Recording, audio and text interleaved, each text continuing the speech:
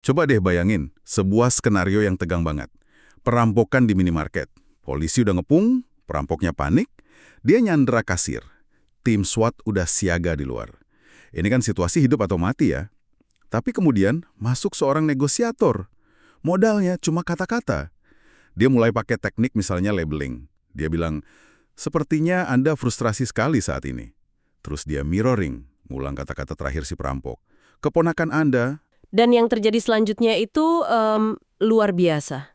Pelan-pelan, tensi di dalam toko itu turun. Para perampok merasa didengarkan, merasa dipahami. Nggak lama, mereka nyerah. Tanpa ada satu peluru pun yang ditembakkan. Gila. Itu kan bukti kuat banget ya, kalau kemampuan membaca orang itu bisa jadi penentu segalanya. Tepat. Dan jujur aja, kita semua kan terpesona sama ide bisa membaca orang. Kayak punya kekuatan super gitu. Tapi pertanyaannya, seberapa jago sih kita sebenarnya? Apa kita beneran bisa menilai buku dari sampulnya? Nah, di obrolan kita kali ini, kita bakal kupas tuntas apa kata sains soal ini semua. Oke, kita mulai dari fantasi yang paling populer ya, si profiler jenius. Ah iya, tokoh ala Sherlock Holmes. Sumber kita bahkan nyebutin ada sosok nyatanya loh, namanya Grace Humiston, Mrs. Sherlock Holmes. Tahun 1917, dia mecahin kasus orang hilang yang bahkan polisi udah nyerah. Kisah-kisah kayak gini kan yang bikin kita makin percaya kalau ada orang super. Persis, itu membangun mitos. Tapi coba kita bandingkan sama kenyataan profiling kriminal modern dari FBI. Sumber yang kita punya nunjukin gambaran yang jauh beda. Ternyata itu lebih banyak pseudoscience daripada sains. Oh iya? Ada studi tahun 2002. Hasilnya cukup mengejutkan. Mahasiswa jurusan kimia ternyata bisa bikin profil pelaku yang lebih akurat daripada investigator pembunuhan terlatih. Hahaha, serius? Mahasiswa kimia? Wauch, kalau datanya sejelas itu, kenapa ide profiler genius ini masih laku keras di film ya? Apa kita emang pengen percaya? Tepat sekali, kita ingin percaya. Dan ada lagi, studi lain di tahun 2003, polisi dikasih profil asli sama profil palsi. Hasilnya, mereka nggak bisa bedain mana yang beneran. Puncaknya, meta-analisis besar tahun 2007 nyimpulin, para profiler ini nggak lebih jago dari orang biasa. Jadi, kalau ini semua nggak terbukti, kenapa bisa terasa meyakinkan banget? Apa rahasianya? Rahasianya ada di kepala kita sendiri. Namanya efek Barnum atau efek Forer. Ini cara kerjanya persis kayak ramalan bintang.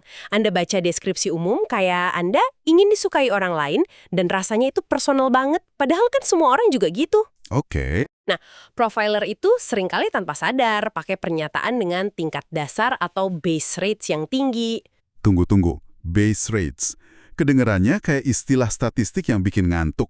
Maksudnya apa sih? Kok bisa data umum kedengeran kayak wawasan super tajam? Pertanyaan bagus. Base rate itu cuma statistik. Contohnya, 75% pembunuh berantai di AS itu pria Kaukasia. Kalau profiler bilang pelakunya kemungkinan besar pria kulit putih, itu kedengeran kayak wawasan psikologis yang dalam kan? Iya juga ya. Padahal itu cuma data demografis. Mereka campur itu dengan tebakan-tebakan, kalau tebakannya salah, kita lupa. Kalau bener, wah, dia kelihatan jenius. Jadi ini soal bias konfirmasi. Pikiran kita otomatis nyari bukti yang cocok sama ceritanya dan ngabain yang nggak cocok. Jadi tantangan terbesarnya bukan di orang yang kita analisis, tapi di jebakan pikiran kita sendiri. Persis. Tantangan terbesar ada di dalam diri kita. Oke, kalau menganalisis orang dari jauh itu penuh jebakan, gimana kalau kita coba lebih aktif? Maksud saya, membaca pikiran. Apa kita bisa lebih baik di situ? Ini ngingetin saya sama kisah unik seekor kuda. Namanya Hans. Clever Hans, kisah klasik yang luar biasa. Jadi ada pria namanya Wilhelm von Osten. Dia yakin hewan itu cerdas. 4 tahun, dia ngajarin kudanya, si Hans, matematika. Dan di pertunjukan bikin semua orang melongo kan? Ditanya, berapa 2 tambah 1? Kudanya ngentakin kaki 3 kali. Semua orang yakin kuda ini jenius matematika. Tentu saja ada triknya. Seorang psikolog, Oscar Pungst, mulai curiga. Dia pasang penutup mata di Hans biar si kuda nggak bisa lihat orang yang nanya. Hasilnya? Akurasinya langsung anjlok dari 89% jadi cuma 6%. Wow. Ternyata Hans nggak bisa berhitung. Dia cuma sangat pandai baca isyarat nonverbal yang super halus dari si penanya. Sedikit perubahan postur, tarikan napas, hal-hal kecil gitu. Gila, seekor kuda bisa sepeka itu sama bahasa tubuh yang nggak kita sadari. Nah, kalau kuda aja bisa begitu, kita manusia harusnya jauh lebih jago dong kan? Nah, disinilah ironisnya. Riset dari Nicholas Epley nunjukin data yang bikin kita rendah hati. Saat kita coba tebak pikiran atau perasaan orang asing, akurasi kita cuma 20%. Tunggu sebentar, cuma 20%. 20% dengan teman dekat. Naik dikit, jadi 30%. 30% sama teman dekat, masih rendah banget. Dan puncaknya, dengan pasangan menikah yang udah hidup bareng bertahun-tahun, akurasinya cuma 35%. Tahan, 35% dengan pasangan. Artinya kalau Anda yakin banget pasangan Anda lagi bete karena sesuatu, kemungkinan besar 2 dari 3 kali tebakan Anda itu salah total. Wah, ini resep buat salah paham terus-terusan dong. Tepat, tingkat kegagalannya luar biasa tinggi. Masalah utamanya itu namanya jangkar egosentris. Intinya, kita semua kejebak di kepala kita sendiri. Kita otomatis berasumsi orang lain melihat, berpikir, dan merasakan hal yang sama persis kayak kita. Oke, jadi kalau ngasah kemampuan baca pikiran itu ternyata sia-sia, solusinya apa dong? Sumber kita ini nawarin ide menarik. Mereka sebut teorema Erik di SMA. Bunyinya kira-kira gini, karena kita nggak bisa jadi jauh lebih baik dalam membaca orang, maka fokuslah untuk membuat orang lain lebih mudah dibaca. Nah, itu dia kuncinya. Pergeseran dari pasif ke aktif. Jangan jadi Sherlock Holmes yang cuma ngamatin dari jauh. Terlibatlah. Ciptakan konteks yang beda. Anda bakal belajar lebih banyak soal karakter seseorang dengan main bola bareng daripada cuma minum teh. Oh iya, bener juga.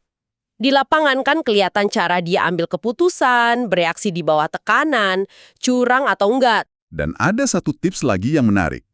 Lupakan bahasa tubuh. Lebih perhatiin suara mereka.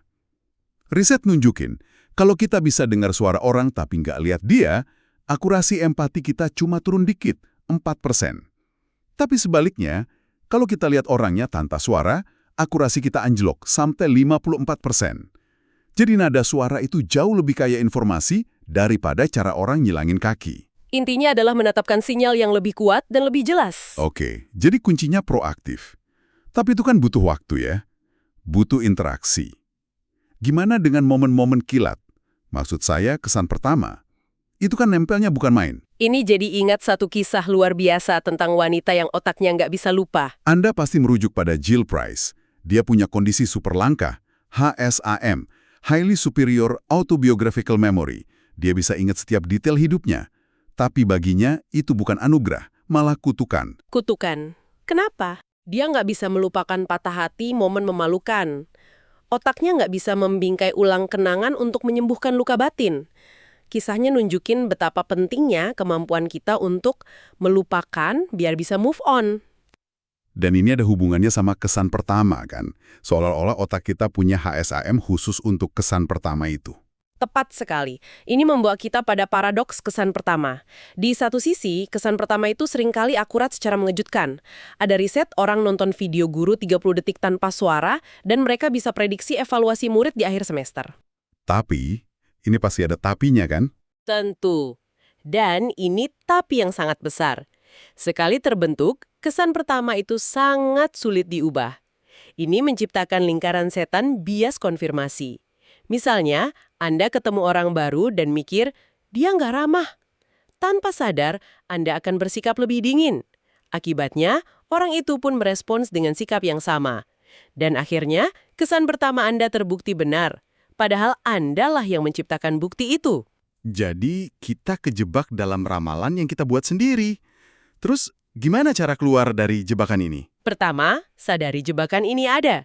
Kedua, dan ini penting, berikan orang kesempatan kedua. Sumber kita menyoroti satu hal, penilaian negatif kita di awal cenderung kurang bisa diandalkan dibanding penilaian positif. Kalau kesan pertamanya buruk, kita cenderung ngehindar. Akibatnya, kita nggak pernah kasih mereka kesempatan buat buktiin kalau penilaian awal kita salah. Oke, kita udah bahas profiling, baca pikiran, kesan pertama. Semuanya nunjukin kalau kita ini pembaca karakter yang payah. Tapi ada satu area lagi, deteksi kebohongan. Di sini kita bisa lebih jago nggak ya? Mari kita bahas lewat kisah Carlos Kaiser. Carlos Kaiser, sang penipu legendaris. Dia ini pesepak bola profesional dari Brazil yang punya karir 20 tahun lebih tanpa benar-benar pernah main bola. Ini gila sih. Gimana caranya? Jadi dia dibayar mahal dan skill utamanya adalah jago pura-pura cedera. Dia temenan sama pemain top Brazil, Romario, Bebeto, semua bintang. Dia minta mereka merekomendasikannya ke klub besar. Begitu masuk tim, di latihan pertama, dia lari sebentar terus jatuh sambil megangin paha. Pura-pura cedera hamstring. Di era sebelum ada MRI, nggak ada yang bisa buktiin dia bohong. Dia terus pindah dari satu klub besar ke klub besar lainnya. Dibayar, disukai semua orang sambil ngelakuin apapun buat ngehindarin bola. Kisah Kaiser ini bukti sempurna betapa payahnya kita deteksi kebohongan. Data dari sumber kita juga bilang gitu kan? Rata-rata akurasi kita cuma 54%. Itu kan sama aja kayak lempak koin. Tepat. Bahkan poligraf yang terkenal itu sama sekali nggak bisa diandalkan. Jadi kita harus pasrah aja?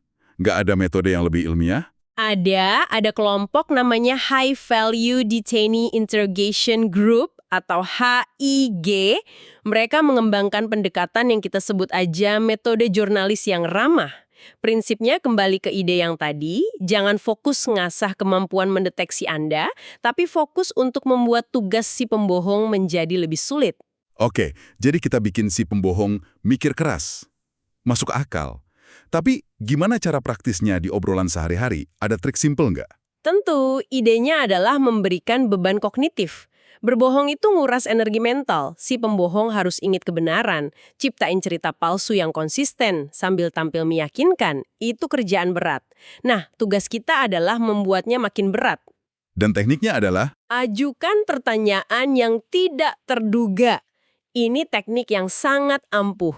Misalnya, Anda curiga seseorang bohong soal umurnya. Jangan tanya berapa umurmu, dia pasti udah siapin jawaban. Sebaliknya, tanyakan, tanggal lahirmu kapan? Orang jujur akan jawab refleks. Tapi pembohong harus berhenti sejenak, dia perlu ngitung mundur. Jeda singkat untuk berpikir, itulah petunjuknya. Wow. Studi di bandara menemukan metode ini ningkatin deteksi kebohongan dari di bawah 5% jadi 66%. Drastis banget peningkatannya. Oke, mari kita tarik kesimpulan. Jadi, setelah semua ini, bisakah kita menilai buku dari sampulnya? Jawabannya ternyata rumit. Intinya, kita ini pembaca karakter yang buruk, penuh bias, dan seringkali terlalu pede. Ide jadi pengamat jenius kayak Sherlock Holmes. Yah, itu cuma di film. Betul. Dan pesan utamanya adalah, peningkatan terbesar dalam akurasi kita itu bukan dari mengasah kemampuan pasif, tapi dari terlibat secara aktif, buat orang lain lebih mudah dibaca, dan buat tugas berbohong jadi lebih sulit. Tapi, ini semua jadi bikin saya mikir, kenapa kita seburuk ini dalam membaca orang? Logikanya, ini kan skill bertahan hidup yang penting banget. Kenapa evolusi nggak bikin kita lebih jago? Nah, disinilah sumber kita nawarin sebuah pemikiran penutup yang provokatif. Mungkin ketidakmampuan kita ini bukanlah sebuah kelemahan, tapi sebuah fitur. Maksudnya? Sengaja dibuat begini, kenapa? Coba bayangin kalau Anda bisa baca pikiran orang dengan akurasi 100%. Itu akan jadi mimpi buruk. Anda akan nangkep setiap pikiran negatif sekilas dari teman atau pasangan. Pasangan Anda nanya, sayang, apa gaun ini bikin aku kelihatan gemuk? Dan Anda akan dengar jawaban jujur di kepala Anda, iya banget. Hubungan sosial bakal hancur. Jadi, terkadang tidak tahu itu justru yang menyelamatkan hubungan kita. Tepat. Ada studi yang nemuin kalau akurasi empati itu hanya positif kalau tidak mengungkap informasi yang mengancam hubungan. Jadi mungkin alam semesta ini mutusin sebuah kompromi. Kita dibuat cukup baik dalam membaca orang saat kita termotivasi, tapi nggak terlalu baik sampai kita bisa saling menyakiti tanpa sengaja. Sebuah keseimbangan antara kebutuhan kita untuk melihat dunia secara akurat dan kebutuhan kita untuk tetap bisa bahagia dan percaya pada orang lain. Sebuah pemikiran yang menarik untuk Anda renungkan.